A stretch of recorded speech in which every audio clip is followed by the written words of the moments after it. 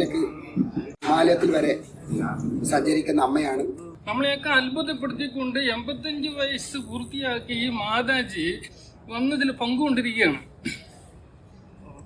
അപ്പൊ അവരുടെ മുമ്പിൽ നമ്മൾ ഒന്നും അല്ലതാവുകയാണ്. ലാസ്റ്റ് അമ്മ പറഞ്ഞു വക്ത് ഓകയ. അപ്പൊ ഇത് എന്താണെന്ന് ആർക്കും മനസ്സിലാകുന്നില്ലായിരുന്നു.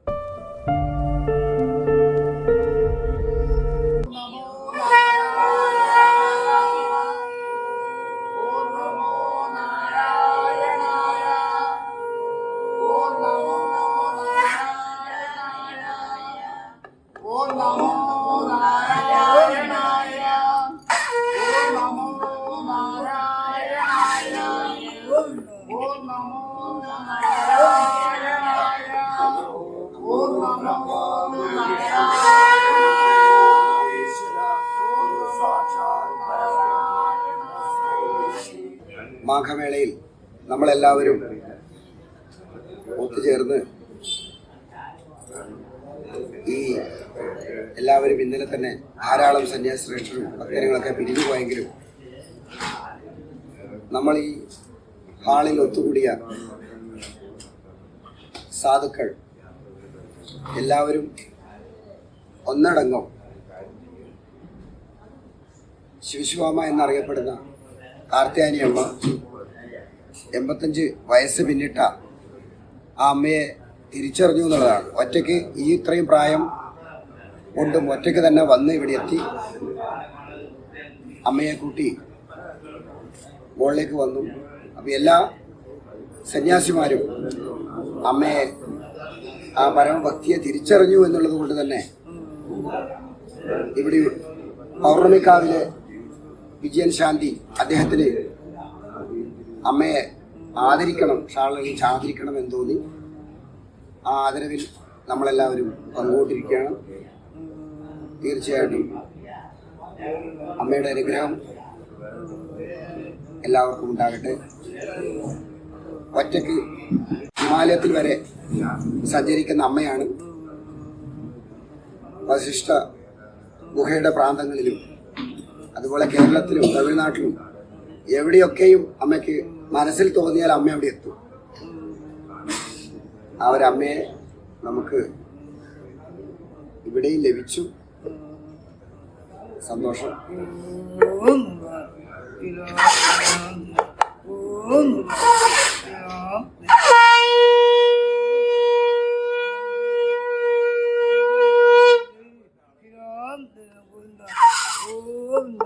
നമ്മുടെ നാട്ടിൽ സ്ഥലത്തിൽ എപ്പോഴും നമ്മുടെ കേരളം പുതിയൊരു മനസ്സുകളായി മാറട്ടെ. ഇപ്പം ആഗ്രഹിക്കുന്നു എപ്പോഴും നന്മയിലേക്ക് നയിച്ച് നമുക്കൊരു ആത്മപാട്ടെ. ഗോവിന്ദനാഥം സംഗീതനം ഗോവിന്ദ. ഓ നമശിവായ. ഇന്ന് കേരളത്തിന് മാത്രമല്ല ഭാരതത്തിന് പുറത്തും ഇരിക്കുന്നവർ പോലും അറിഞ്ഞ് ആസ്വദിച്ച ഒരു വിശേഷമായ ഒരു ദൈവിക പ്രകടനമാണ് ഈ ഇപ്പം നടന്ന മഹാമേള എന്നറിയപ്പെട്ട വടക്കേ വാരത്തിൽ കുംഭമേള എന്നറിയപ്പെടുന്ന ഇവിടെ നടക്കുന്ന മാമാങ്കം അഥവാ ചെറിയ കുംഭമേള. ഇനി കുംഭമേള മനുഷ്യനാക്കി മാറ്റുന്ന ഒരു മേളകളാണിതെല്ലാം. എല്ലാവരും മനുഷ്യനായി ജനിച്ചുവെങ്കിലും മനുഷ്യനാവണം. അതുകൊണ്ടാണ് ശ്രീനാരായണ ഗുരുദേവൻ പറഞ്ഞത് മനുഷ്യൻ നന്നായാൽ മതി, മതം ഏതായാലും മനുഷ്യൻ നന്നായാൽ മതി എന്ന് പറഞ്ഞത് മനുഷ്യനായാൽ മതി എന്നാണ്. മനുഷ്യന് മാത്രമേ ഈശ്വരനെ അറിയാൻ കഴിയുള്ളൂ. അതിന് ആദ്യം മനുഷ്യനാവണം.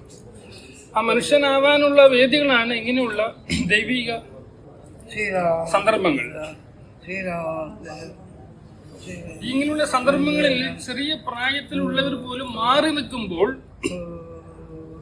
നമ്മളെയൊക്കെ അത്ഭുതപ്പെടുത്തിക്കൊണ്ട് 85 വയസ്സ് പൂർത്തിയാക്കി ഈ മാതാജി വന്നതിൽ പങ്കുകൊണ്ടിരിക്കുകയാണ്. അപ്പൊ അവരുടെ മുമ്പിൽ നമ്മൾ ഒന്നും അല്ലതാവുകയാണ്. നമ്മുടെ ഭക്തി, നമ്മുടെ കർമ്മങ്ങൾ ഇതൊന്നും നമ്മൾ വന്നതുപോലും ഒന്നുമല്ലാതാവുകയാണ് ഈ മാതാജിന്റെ മുമ്പിൽ. അപ്പൊ ഇത് ലോകത്തിന് മാതൃകയാണ്. ഇന്ന് ജീവിക്കുന്ന എല്ലാ തലമുറകൾക്കും, ഓരോ കുടുംബങ്ങളിലുള്ള എല്ലാ മാതാപിതാക്കൾക്കും മാതൃകയാണ് ഈ അമ്മ. ഇങ്ങനെയുള്ള മാതാക്കളും അമ്മമാരാണ് എല്ലാ കുടുംബങ്ങളിലും ഉണ്ടാവേണ്ടത്. ആ കുടുംബം രക്ഷപ്പെട്ടു. ഒരു കുടുംബം രക്ഷപ്പെട്ട നാട് രക്ഷപ്പെടുന്നതാണ്. നാടിന്റെ രക്ഷയാണ് ലോകരക്ഷ. ആ ലോക സംസ്ഥാസുനോ ഭവന്തു എന്ന മന്ത്രത്തിലേക്ക് ഈ അമ്മ സ്വന്തം ജീവിതം കൊണ്ട് നമ്മൾക്ക് ബോധ്യപ്പെടുത്തിയ അമ്മയ്ക്ക് നമ്മളെല്ലാവരും ഒരു പ്രണാമം. ഓം നമ പാർവതി.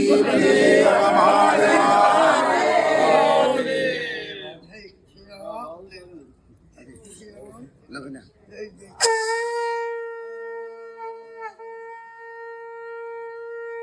നമുക്ക് തിരിച്ചറിയാതെ പോകുന്ന ചില സത്യങ്ങളാണ് നമ്മളിൽ തന്നെ അവധൂതന്മാരുണ്ട് എന്നുള്ളത്. നമുക്കറിയാതെ പോകുന്ന നമ്മളുടെ സന്തത സഹചാരിയായി നമ്മളിൽ തന്നെ എത്രയോ കാലങ്ങൾ ജീവിച്ച് കാലങ്ങൾ കടന്നുപോയവർ പലരും അവധൂതന്മാരായി ഈ ഭൂമിയിൽ ജനിച്ചവരാണെന്നുള്ള തിരിച്ചറിവ് ഇല്ലാതെ പോകുന്നതാണ് നമുക്ക് പറ്റിയ ചില അബദ്ധങ്ങൾ. നമ്മുടെ തിരുവല്ലത്തൊരു അമ്മയുണ്ടായിരുന്നു, അവധൂതമ്മ. ആ അമ്മ 140 വർഷത്തോളം ജീവിച്ച ഒരമ്മയാണ്.